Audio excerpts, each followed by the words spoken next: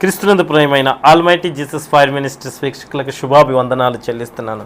ప్రియ సహోదరి సహోదరుడా, ఈ యొక్క సాయంత్రం వేళ సమయంలో ప్రభు నీతో నాతో మాట్లాడటానికి ఆయన ఎంతో ఆనందంగా సంతోషంగా మన మధ్యలోకి వస్తున్నాడు.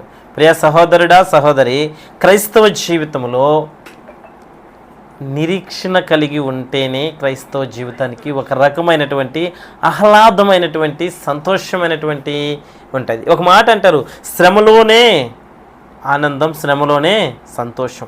నిజము, క్రైస్తవ జీవితం ఎంత శ్రమ ఉంటుందో ఆ శ్రమలోనే సంతోషం, ఆనందం కలిగి ఉంటుంది. ప్రియ సహోదరులారా, ఈరోజు మనం చూసినట్లయితే యెహోషువ గ్రంథము 5వ అధ్యాయము 1వ వచనం నుంచి మనం కొన్ని వచనాలు మనం ధ్యానిస్తూ ఈరోజు మనం కొన్ని పస్కా గురించి, పాత నిబంధన పస్కా, నూతన నిబంధన పస్కా, రెండు మధ్యలో గ్యాప్ ఏంటి, ఈ రెండుకి మధ్య వచ్చిన తేడా ఏంటి చూసుకుందాం.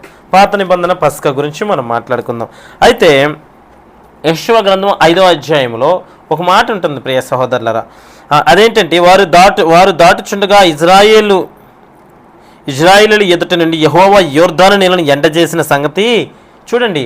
ఇజ్రాయేలు ప్రజలు వచ్చి యోర్దాను దాటాలని సిద్ధపడుచున్నప్పుడంట యెహోవా దేవుడంట వారు దాటే నది యొక్క నీళ్లను ఎండిపోజేసాడంట.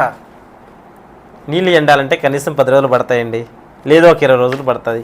కానీ ప్రభు తలుచుకుంటే ఆ ఎండేదే పరిస్థితి ఒక్క రోజులో ఎండిపోజేసి ఆ ప్రజలను 6 నెలల మీద నడిపించాడట. ఈ సంగతి అవేపున్నటువంటి కానానీయులకి, ఇవేపున్నట్టు అమోరీయులకి తెలిసినప్పుడు వారి గుండెలు బద్దలయ్యాయంట. మనం చూసినట్టు ప్రియ సహోదరులరా ఆ విషయం అది. కానీ మనం కిందకి వెళ్తూ ఉంటే ఇజ్రాయేలీల భయము చేత వారికి ధైర్యమేమీ లేకపోయేను. ఆ సమయంలో యెహోవా రాతి కత్తులు చేయించుకొని మరలా ఇజ్రాయేలుని సున్నతి చేయించమని యెహోషువకి ఆజ్ఞాపించెను. ఇదండి మనకు కావాల్సినటువంటి కాన్సెప్ట్. రాతి కత్తులను సిద్ధం చేసి వారిని మరలా సున్నతి చేయించు అని చెప్తున్నాడు. మరలా సున్నతి అంటే ఏంటి? ప్రియ సహోదరి సహోదరుడా, మనం గమనిస్తూ ఉంటే వాగ్దాన భూమి, ఆశీర్వాదాల భూమి, వాగ్దాన భూమిని ఎంచుకుంటారు అని చెప్పి అబ్రహాముతో దేవుడు వాగ్దానం చేశాడు. నీ యొక్క సంతానము ఆ యొక్క వాగ్దాన భూమిని స్వతంత్రించుకుంటారు. ఆ కానాను ప్రాంతాన్ని నేను నిలబెట్టి స్థిరపరిచి మిమ్మల్ని తీసుకొస్తానని చెప్పే ముందు ఒక మాట అన్నాడు. ఏంటంటే, నీవు 430 సంవత్సరాలు నీ సంతానము ఐగుప్తు దేశంలో బానిసత్వం చేస్తారని చెప్పారు ప్రియ సహోదరులారా. ఈ బానిసత్వ జీవితం ఏంటి, ఎందుకు పంపించాడంటే దేవుని చిత్తములో ప్రణాళికలు అది ఉంది. అందుకని ఆ చిత్తాన్ని, ప్రణాళికని సిద్ధపరిచి ప్రభు ఏం చేస్తాడంటే యేసేపు బానిసగా పోయిన మొదలుకొని ఆ దేశంలో గొప్ప చేసి ఇజ్రాయేల్ సంతానాన్ని, ఇజ్రాయేల్ యొక్క 12 గోత్ర ప్రజలను తీసుకెళ్ళి ఐగుప్తులో ఆ పరిస్థితిలో ఉంచాడు. అయితే యూదుడికి ఉన్నటువంటి పరిశుద్ధత ఏంటి అంటే, యూదుడికి ఉన్నటువంటి ఫస్ట్ వన్ ఏంటంటే అబ్రహాముకే దేవుడు ఫస్ట్ చెప్పాడు, నీవు నన్ను చేరుకోవాలన్నా, నీవు నాతో మాట్లాడాలన్నా, నువ్వేం చేయాలన్నా నాకేం కావాలి, నీవు సున్నతి పొందాలి. నీకేది ఆశీర్వాదం కలగాలన్నా నువ్వు సున్నతి పొందాలి అని చెప్పాడు. ఆ సున్నతిని ఆ టైంలో అబ్రహాము, ఇస్మాయిలు ఇరువురు ఒకే రోజు తండ్రి బిడ్డలు ఇరువురు కూడా సున్నతి పొందినారు. అయితే ఇప్పుడు ఇజ్రాయేలుల గురించి యెహోషువతో దేవుడు ఎందుకు చెప్తున్నాడు, మీరు రాతి కత్తులు తయారు చేసుకొని సున్నతి పొందండి అని. అయితే ప్రియ జనాంగమా, ఆ పాత రోజులలో ఐగుప్తు బానిసత్వంలో ఇజ్రాయేల్ ప్రజలు మగ్గిపోతున్నప్పుడు ప్రభువు మోషేని ఏర్పాటు చేసుకుని ప్రభు మోషే ద్వారా ఆ యొక్క బానిస బతుకులలో అధికమైనటువంటి పని, తను చేయాల్సిన దానికంటే అధిక శ్రమ చేయిస్తూ ఆ ప్రజలను ఇబ్బంది పెడుతున్నప్పుడు ఈ ప్రజలు దేవునికి మొర్ర పెట్టారంట. ఆ మొర్ర విని ప్రభు ఆలకించాడు.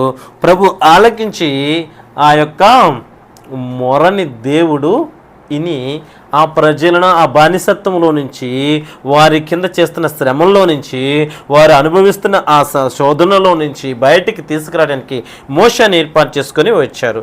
అయితే మొదటి పస్కా ఎలా జరిగిందంటే, ఈ గ్రంథం ప్రకారం చెప్పుకుందామండి. పస్కా అబ్రహాము చేసినటువంటి అవి కాదు, గ్రంథం ప్రకారం నేను మాట్లాడుచున్నాను.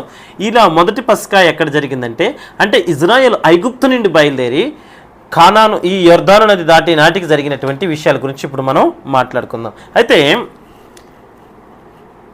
ఇజ్రాయెల్ ప్రజలను పంపించమని మోషే ఆ యొక్క రాజుని బ్రతిమలాడుతూ ఉంటాడు. కానీ దేవుడు అంటాడు, నేను ఐగుప్తు రాజు ఫరో రాజు యొక్క హృదయాన్ని కఠినం చేస్తానంటాడు. ఇలా కఠినం చేస్తూ ఉంటాడు. మోషే వెళ్ళేసి నా ప్రజలను పంపు అంటుంటాడు, మళ్ళీ తిరిగి కఠినం చేస్తుంటాడు. ఇలా అనేక సమస్యలు, అనేక శోధనలు, కప్పలు రావటం ఇవన్నీ జరిగిపోయిన తర్వాత ఒకానొక దినాన ప్రభు చెప్తాడు, మీరు పేయలను కోసి పస్కా సిద్ధపరిచి పస్కాను మీరు చేసినట్లయితే నేను మిమ్మల్ని పంపడానికి సిద్ధమవుచున్నాను అని చెప్పాడు. అలా సిద్ధమవుచున్నట్టు సమయం ఏంటంటే, ఆ ఐగుప్తు దేశంలో మరణకరమైన తెగుళ్ళు వచ్చింది. ఫస్ట్ ఆ మరణకరమైన తెగులు వచ్చినప్పుడు ఆ తెగులు నుంచి దాని నుండి తీసుకొని రావడానికి ప్రభు వాళ్ళని మొదటిసారి ఐగుప్తులోనే వీరికి పస్కా ఆచరించారు. ఎలా అంటే, వారు కావాల్సిందంతా కూర్చుకొని పస్కా ఆ యొక్క పశువుని సిద్ధపరిచి మీరంతా దాన్ని తిని తాగి దాన్ని మొత్తాన్ని తీసుకొని చేయమని చెప్తాడు.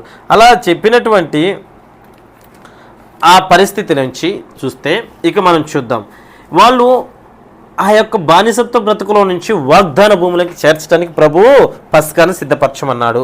సున్నతి పొందితేనే వాగ్దాన భూములకి మిమ్మల్ని ప్రవేశం ఉంది. వాగ్దాన భూములకి వెళ్ళాలండి. ఈ వాగ్దాన భూములకి పోవాలంటే మొదటి కొన్ని అర్హతలు.